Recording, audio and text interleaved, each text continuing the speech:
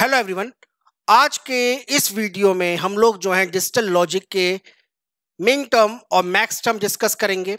ये जो है आपके एग्जाम के पॉइंट ऑफ व्यू से बहुत इंपॉर्टेंट है, क्योंकि इन्हीं की हेल्प से हम लोग जो है किसी भी बुलियन फंक्शन को या बुलियन एक्सप्रेशन को रिप्रेजेंट करते हैं। और अगर ये टॉपिक आपको समझ में नहीं आएगा तो आगे के जितने भी वीडियो होंगे डिजिटल लॉजिक के वो आपको समझ में नहीं आएंगे। तो प्लीज इस वीडियो को बहुत अटेंटिव होकर देखिएगा, क्योंकि इसके अंदर जो मैं टर्म्स बताने जा रहा हूं बहुत इंपॉर्टेंट है।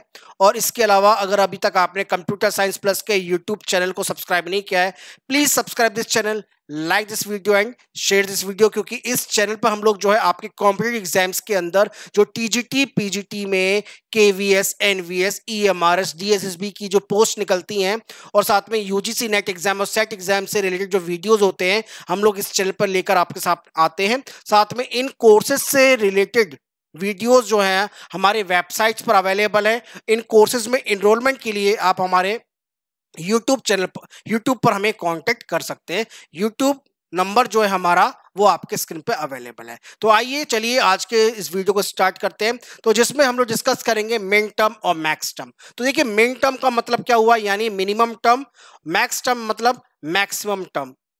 क्या होता है ये हम लोग डिस्कस करेंगे। तो देखिए इसको जानने से पहले हम लोग ये मान लेते हैं कि आपके पास जो है लिटरल फॉर्म्स होती है। लिटरल्स मतलब होता है वेरिएबल्स, यानी किसी भी बुलियन फंक्शन को रिप्रेजेंट करने के लिए हमें वेरिएबल्स की जरूरत पड़ती है। अब ये वेरिएबल्स क्या है, लाइक ए बी सी। अगर आपके पास दो वेरिएबल हैं, यानी अगर आपके पास टू वेरिएबल है, कौन कौन से वेरिएबल हैं, ए और बी। तो ए और बी की हेल्प से हम लोग जो हैं, यानी टू वेरिएबल मतलब टू इनपुट्स हैं, तो इनकी हेल्प से हम लोग कितने आउटपुट जनरेट कर सकते हैं, हम 2 की पावर n यानी 4 आउटपुट जनरेट कर सकते हैं। अब वो जो फंक्शन हो, अब वहां पर a और b की जितनी भी पॉसिबल वैल्यूज हैं उनको हम लोग जो हैं अपने मिन टर्म के अंदर और मैक्स टर्म के अंदर रिप्रेजेंट कर सकते हैं। क्या मतलब होता है, जैसे फॉर एग्जांपल a और b है, तो a की वैल्यू 0 हो सकती है, a की वैल्यू 1 भी हो सकती है, इसी तरह से b की वैल्यू 0 हो सकती है, 1 0 1। ठीक है। अब हमारे पास जो हमारा मिन टर्म होता है वो इसी के कॉम्बिनेशन में होता है। अगर a की वैल्यू 0 है और b की वैल्यू 0 है तो इस पर्टिकुलर आउटपुट का मिन टर्म होगा a बार बी बार। यहां पर मिन टर्म के अंदर हम हमेशा प्रोडक्ट को लेते हैं, याद रखिएगा, मिन टर्म में हमेशा हम प्रोडक्ट को लेते हैं और मैक्स टर्म में हमेशा हम लोग प्लस को लेते हैं। अब a की वैल्यू 0, b की value 1, it means that a complement या a बार डॉट b। ठीक है। a की वैल्यू 1 यानी a और b की वैल्यू 0 यानी b बार। इसी तरीके से a की वैल्यू 1 b की वैल्यू 1, इसका मतलब हो गया a और b। ठीक है, ये इससे हम लोग कहते हैं मिन टर्म। ये होता है हमारा मिन टर्म। अगर हमें ये गिवन है तो अब इसी के कॉरस्पॉन्डिंग हमारा जो मैक्स टर्म होगा, इसके कॉरस्पॉन्डिंग जो हमारा मैक्स टर्म होगा वो क्या होगा, जरा मैं उसको भी लिख देता हूं आपके सामने। तो यहां पे जो मैक्स टर्म होगा वो क्वाइट अपोजिट होगा, यानी अगर यहां पर हमारा a की वैल्यू 0 है, b की वैल्यू 0 है, तो मिन टर्म में हम लोग लिखते हैं a बार डॉट b बार, पर मैक्स टर्म में हम लोग लिखते हैं a प्लस b। ऐसा क्यों होता है? ऐसा इसलिए होता है कि किसी भी फंक्शन को हम लोग या तो 1 से रिप्रेजेंट कर सकते हैं या 0 से रिप्रेजेंट कर सकते हैं। तो मिन टर्म के अंदर हम लोग केवल अपनी फंक्शन की वैल्यू जहां जहां पर भी 1 है उससे रिप्रेजेंट कर रहे हैं, यानी हम लोग मिन टर्म के कॉम्बिनेशन से जो है अपने किसी भी बुलियन एक्सप्रेशन को सम ऑफ प्रोडक्ट में लिख सकते हैं। बट हम लोग मैक्स टर्म में अपने बुलियन एक्सप्रेशन को या बुलियन फंक्शन को प्रोडक्ट ऑफ सम में लिखते हैं, इसलिए हम लोग यहाँ पे वैल्यू a प्लस बी लिखते हैं, ठीक है। और साथ में यहां पर ये जो है डी मॉर्गन के अकॉर्डिंग होती है, डी मॉर्गन थ्योरम आपने पढ़ी होगी, मैंने बताया होगा आपको, तो इसलिए यहाँ पे a प्लस बी। अभी ध्यान रखिए कि मैक्स टर्म जब हम लोग लिखते हैं तो अगर a की वैल्यू 0 है, b की वैल्यू 0 है, तो वहां पर हम लोग a और b को a और b लिखते हैं, ना कि उनकी कॉम्प्लीमेंट्री फॉर्म में लिखते हैं, कॉम्प्लीमेंट फॉर्म में लिखते हैं। बट मेन टर्म में यहां पर उनको उनकी एग्जैक्ट वैल्यू कॉम्प्लीमेंट फॉर्म में लिखेंगे। अब यहां पर मैक्स टर्म की वैल्यू होगी a plus B bar, okay. यहां पर मैक्स टर्म की वैल्यू होगी a बार प्लस बी, एकदम इसके अपोजिट, एकदम इसके अपोजिट। और यहां पर दोनों के केस में वैल्यू होगी a bar plus B bar, ठीक है। मेन टर्म में इसको हम लोग लेते हैं m0, m1, ये स्मॉल m1 है, ये स्मॉल m है, और मैक्स टर्म में यही वैल्यू होती है capital M1, capital M2, capital sorry M0 से स्टार्ट होता है, ये गलती हो गई, M0, M1, M2 और M3, okay, capital. So this is main term, this is max term, okay. Now ये तो था 2 वेरिएबल का खेल।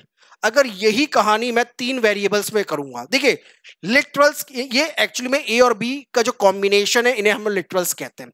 अगर हमारे पास 3 इनपुट है, a b c, a b और c, चलिए इनको भी लिख लेते हैं, 0 0 0 0 1 1 1 1, तो 0 0 1 1 0 0 1 1 0 1 0 1 0 1 0 1, ठीक है। अब यहां पर जब हम लोग इनके मेन टर्म्स को लिखेंगे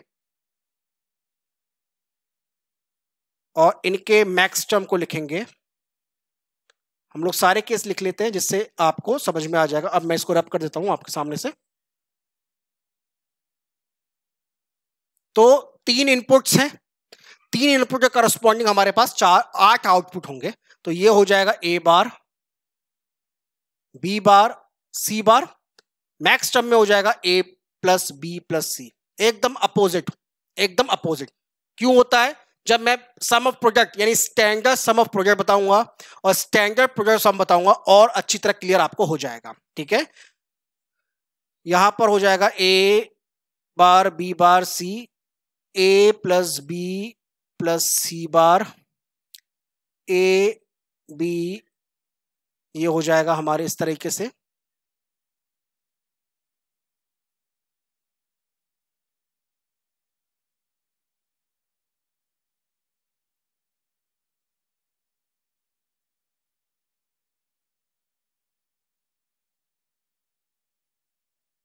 ओके, एकदम अपोजिट साइन।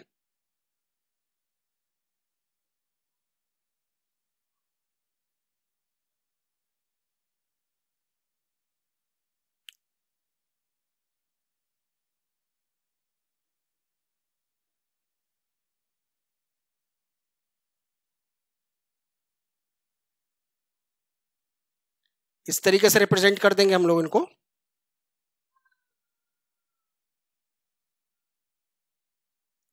इस तरीके से लिखेंगे और इसमें हो जाएगा हमारा a bar plus b bar plus c, okay. और लास्ट में a बार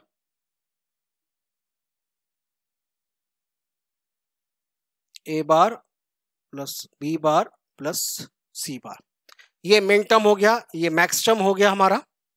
और ये समझना जरूरी है, इसी के बेसिस पे हम लोग जो है सम ऑफ प्रोडक्ट और प्रोडक्ट ऑफ सम को करेंगे, ठीक। अब देखिए मेन टर्म से हम लोग जो है, मेन टर्म से हम लोग क्या, क्यों जरूरी है मेन टर्म? क्योंकि मेन टर्म जो है हमें सम ऑफ प्रोडक्ट को लिखने में हमारी हेल्प करता है। यानी किसी भी फंक्शन को हम लोग जो है सम ऑफ प्रोडक्ट में लिख सकते हैं मिन टर्म की हेल्प से। इसी तरीके से मैक्स टर्म की हेल्प से हम लोग जो हैं किसी भी बुलियन फंक्शन को प्रोडक्ट ऑफ सम के फॉर्म में लिख सकते हैं, प्रोडक्ट ऑफ सम। ये होता है एसओपी शॉर्ट फॉर्म में, ये होता है पीओएस। ओके, और इनको स्टैंडर्ड फॉर्म में बोलते हैं, स्टैंडर्ड कैनोनिकल फॉर्म। क्या होता है ये हम आगे के वीडियो में देखेंगे, बट ध्यान देने वाली बात है कि मिन टर्म का यूज हम लोग क्यों करते हैं और मैक्स टर्म का यूज हम लोग क्यों करते हैं, ये आपको क्लियर हो गया होगा। अब देखिए प्रोडक्ट का मतलब क्या होता है। प्रोडक्ट का मतलब होता है एंड, प्रोडक्ट का मतलब होता है एंड, और सम का मतलब होता है और, सबका मतलब होता है और। तो यहां पे जब हम लोग सम ऑफ प्रोडक्ट ले रहे हैं, सम ऑफ प्रोडक्ट ले रहे हैं, इसका मतलब ये हुआ, एसओपी का मतलब हुआ जब हम लोग सम ऑफ प्रोडक्ट ले रहे हैं, सम ऑफ प्रोडक्ट क्या, for example A B plus A bar plus B bar, ये एक एग्जांपल है सम ऑफ प्रोडक्ट का। सम किसका, प्रोडक्ट का। ये प्रोडक्ट है, ये प्रोडक्ट है, और ये प्रोडक्ट क्या है, ये मिन टर्म्स है, ये मिन टर्म्स है। इसी तरीके से जब हम लोग पीओएस लेते हैं तब हम लोग लेते हैं ए बार प्लस बी बार, ए प्लस बी। तो ये है प्रोडक्ट किसके, सम के, और ये सम क्या है, ये है मैक्स टर्म। ठीक है, तो आप कह सकते हो sum of min term, sum of min term और product of max term. Okay, तो अब हम लोग जो है आगे के वीडियो में ये देखेंगे कि कैसे हम लोग जो है किसी भी बुलियन एक्सप्रेशन को उसके एसओपी फॉर्म में, यानी स्टैंडर्ड एसओपी फॉर्म में, और कैसे हम लोग जो है उसके किसी भी बुलियन फंक्शन को पीओएस फॉर्म में, यानी स्टैंडर्ड पीओएस फॉर्म में लिख सकते हैं। स्टैंडर्ड, ओके, देखिए स्टैंडर्ड का मतलब चाहो तो आपको मैं यहां पे समझा सकता हूं वैसे तो देखिए स्टैंडर्ड का मतलब ये होता है कि जब हमारे पास जो है सारे जितने भी वेरिएबल्स के कॉम्बिनेशन अवेलेबल होते हैं उसको हम लोग कहते हैं स्टैंडर्ड फॉर्म। स्टैंडर्ड मतलब जैसे फॉर एग्जांपल अब यहां पर कोई एक बुलियन फंक्शन होता, अगर यहां पे कोई एक बुलियन फंक्शन होता और वहां पर जैसे मान लीजिए f की वैल्यू यहां पर होती 0 0 0 1 1 1 या फिर बोला जाए 1 1।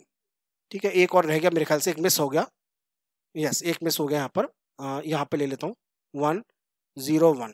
तो अगर आप देखें तो हम लोग जो है किसी भी इस फंक्शन को या तो 1 के फॉर्म में रिप्रेजेंट कर सकते हैं, यानी उसकी मैक्सिमम वैल्यू की फॉर्म में रिप्रेजेंट कर सकते हैं, या फिर उसकी मिनिमम वैल्यू के फॉर्म में रिप्रेजेंट कर सकते हैं। तो जब हमारे फंक्शन की वैल्यू 1 है तो हम लोग जो है एसओपी फॉर्म का यूज करते हैं, और जब हमारे फंक्शन की वैल्यू 0 है तब हम पीओएस फॉर्म का यूज करते हैं, स्टैंडर्ड का यूज करते हैं। ठीक है, अब जैसे यहां पर ये है, जैसे 0 0 है, अब जैसे यहां पर ये फंक्शन है, ये फंक्शन, ये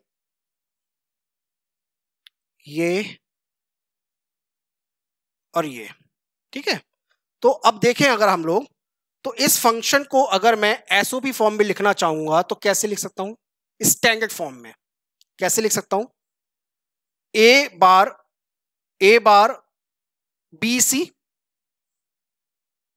ए bar B C plus A B bar C bar plus A B bar C A, ये हो गया इस फॉर्म में। या फिर ये मैंने वो केस लिए जब मेरे फंक्शन की वैल्यू 1 है। ठीक है, तो ये है हमारा एसओपी, ये है हमारा एसओपी। और कैसा एसओपी है, ये स्टैंडर्ड एसओपी है, मैंने इसको मिनिमाइज नहीं किया है। इसको मिनिमाइज करने के लिए मैं के मैप यूज कर सकता हूं, तब मैं इसको मिनिमाइज फॉर्म में लिख सकता हूं, बट ये मेरा स्टैंडर्ड एसओपी है। ओके, तो ये मैं आगे कुछ वीडियोस में और एक्सप्लेन कर दूंगा जब हम लोग एसओपी पीओएस जो है डिटेल में डिस्कस करेंगे।